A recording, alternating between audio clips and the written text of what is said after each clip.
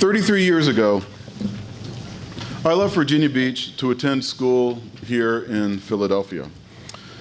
And while I didn't stay here very long, I look back upon that time as one of the most formative times of my life. It was my first opportunity to hear one of the world's greatest orchestras, the Philadelphia Orchestra, on a weekly basis. And I was surrounded by young musicians who, in the ensuing decades, would emerge among the best in our field. While being in such an atmosphere elevated my understanding of music, I think the most lasting lesson of my time in Philadelphia is how it shaped my sense of humanity. Somewhat to the consternation of my instructors, I spent more time wandering around these streets than I did in the practice room. And while I had traveled to large cities before, this was my first opportunity to spend an extended time in one of the world's greatest urban environments. And having spent most of my childhood on the beaches of the Outer Banks, I was exposed to people in the city whose lives were very different from mine. I spent my time talking to homeless people I would meet on the streets and immigrant vendors running fruit stands on various corners. I wanted to learn more about their lives, and especially how they found consolation and inspiration from the music they were hearing, either on the radio or in their minds. I wrote dozens of poems and songs and short stories about the people I met, and what I surmised from that time is that hope is the world's most precious commodity, and I knew that music of all styles provided hope to everyone I met. We live in a time when it is easy to question sanity. If we are not diligent, we can too often allow our days to be overtaken with an unending din of negativity, fueled by news reports of public figures, many of whom could serve as incidental characters in a Sinclair Lewis novel, who are waging campaigns built on hate speech. That news is often accompanied by reports of senseless violence and unrest in our souls and on our streets. But music always rises above the uneasy noise of the world and provides comfort from the cacophony that bombards us from a 24-hour news cycle. In Baltimore this spring, less than 48 hours after civil unrest spread through the city, the Baltimore Symphony performed a unifying outdoor concert as a demonstration of peace in their city. Music director Marin Alsop said, "With so much need alongside so much possibility, I hope we can set an example and inspire others to join us in trying to change the world." I am forever inspired and heartened by the fact that music continues to have the ability to unite people and continues to be a force for change and strength for people across the world. It never leaves my thoughts how the world turns constantly to music. On days of joy, our happiness must be accompanied by music. On days of great personal pain, we must be comforted by music. On regular days when we need solace from everyday trials, we turn to music. And in times of great tragedy and devastation, music reminds us of the most noble aspirations of humanity as citizens of the world refuse to allow violence to rob us of any part of our souls. At this moment, for people of all nations, our music and our orchestras have never been more relevant in a world that is heavy with burdens.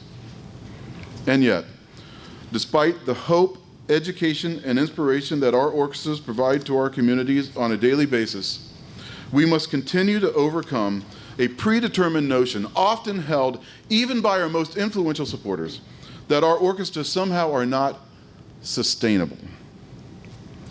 It is often difficult to find the truth when confronted so consistently with the tired cliche of the death of classical music. But again this season, orchestras in all budget ranges demonstrated their resiliency. The Arizona Opera exceeded its fundraising goals. The Buffalo Philharmonic saw record season ticket sales and subscription revenues for the third consecutive year. The Charlotte Symphony received a $2 million gift. The Cincinnati Symphony raised over $26 million and signed a new contract that adds 15 new musicians over the next 5 years. The Dallas Symphony achieved a balanced budget and received a $5 million gift. The Detroit Symphony raised $1.4 million in one evening. The Houston Grand Opera exceeded its fundraising goal, raising almost $173 million. The Houston Symphony received a $5 million donation, which was its largest gift in nearly a decade. The Memphis Symphony received a $1 million gift for education programs. The Nashville Symphony set fundraising and ticket sales records. The Omaha Symphony saw record attendance.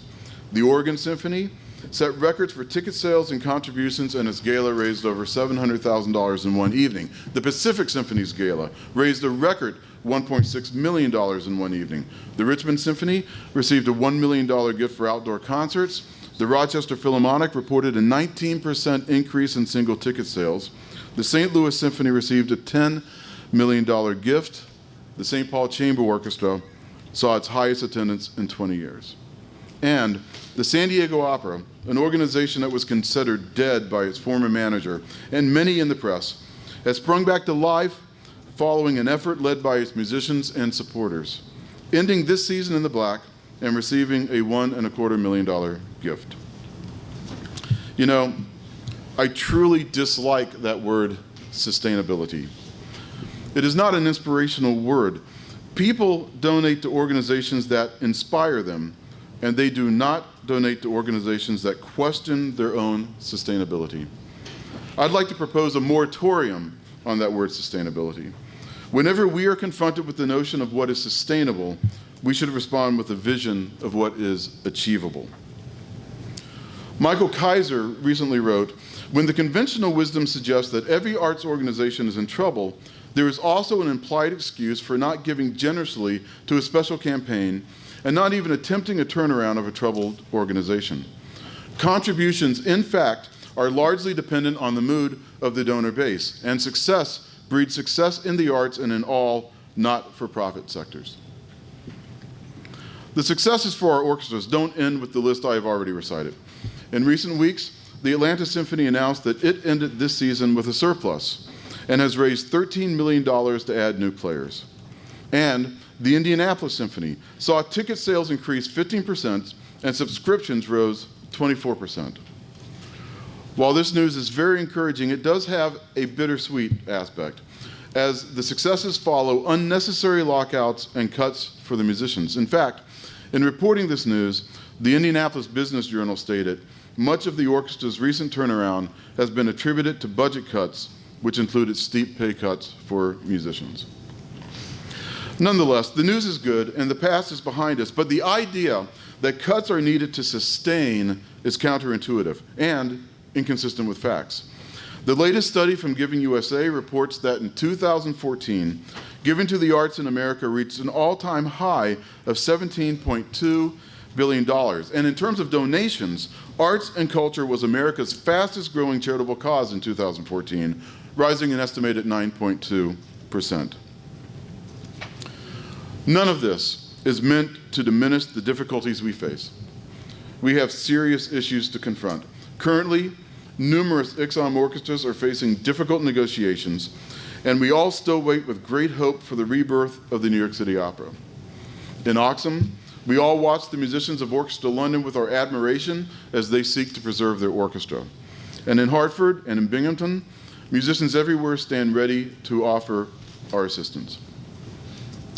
In a field where there is constant chatter of business models, it is always fascinating to me to see how many bad business ideas are proposed for orchestras. Any business knows to protect its brand. Successful companies do this almost instinctively, and iconic images are created in the minds of the American public that lead to decades of success. For orchestras, our brand is the symphony on stage, playing great music and striving for excellence as a symbol to the community of the value of aspiration to the highest of ideals. An orchestral organization can do outreach and education and can even produce other types of programming, and some of these things are necessary, but they cannot come at the expense of protecting the brand. For if the orchestra on stage is cut and its presence in the community is diminished, then all of these other programs are built on quicksand.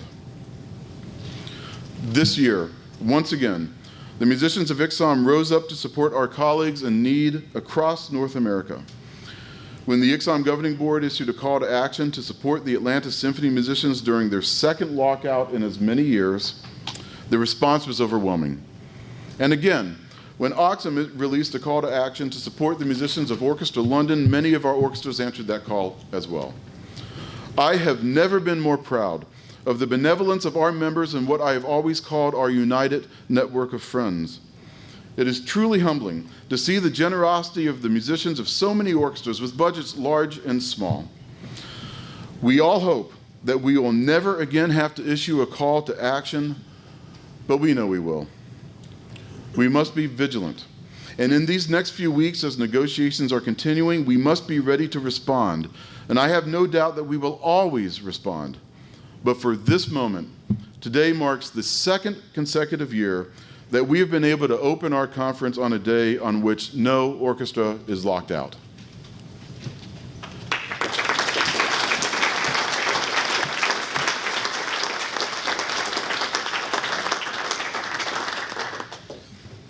We must continue undaunted in our message of advocacy. A new generation of orchestral leaders is emerging, and in them I see great hope for the future. But as they have grown up in an entirely different time, a time in which we have more technology in our pockets than was on the Apollo spacecrafts that sailed to the moon, we must be open to new ideas and new uses of technology to promote our orchestras and the positive mission of the arts.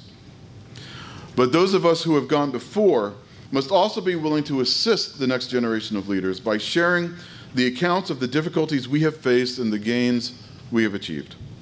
For in every orchestra, every benefit of our careers is vulnerable should we not be vigilant.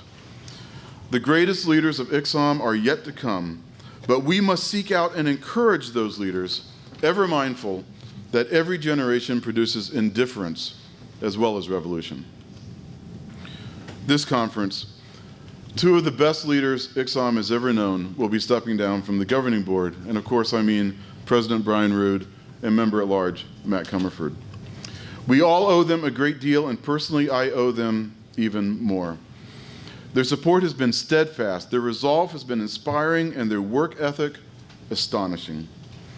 And while we will have an opportunity to say much more about these gentlemen this week, please do join me now as we begin to try to say thanks for all that they have done.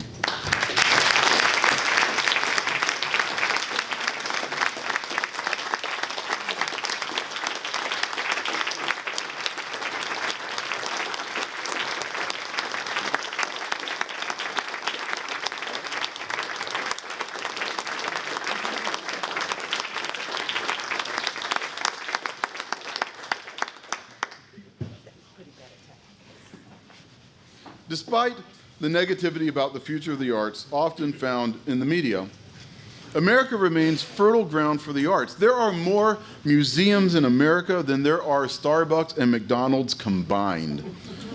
The arts and culture industry in this country represents over 4.3% of the entire gross domestic product, which is a larger share than travel and tourism. But the arts are often the first to be cut. Even though the percentage of the federal budget devoted to the arts in 2013 was about 1/100%. Cutting the arts in a disingenuous claim of an attempt to balance the federal budget is a little like trying to lose weight by trimming your toenails. These cuts are enabled by the false negative rhetoric that surrounds the arts and our orchestras. Recently, when radio stations in Florida changed their formats away from classical music, blogs and articles throughout the world seized upon this news as further evidence that classical music was losing its relevance. But barely any of those reports were amended when in just a matter of days, a new Florida station announced that it would become the voice of classical music in the region. The fact is simply that our music has never been more relevant to this fragile world at this fragile time. While it has probably been true that every generation could make this claim at one point or another, we live in a troubled time. Acts of terrorism are perpetrated around the globe, and numerous countries stand at the brink of war.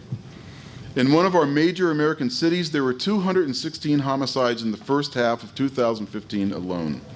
In our country last year, handguns robbed over 10,700 people of their lives. We often ask, what is the answer? For me, the answer is clear. We must provide young people with hope and education. And no education is complete without music, just as no life can proceed without hope. It may be a troubled world, but music is a source of constant hope, and we should be encouraged by numerous recent events. The United States Senate just passed the Every Child Achieves Act, and for the first time, music is named as a core academic subject.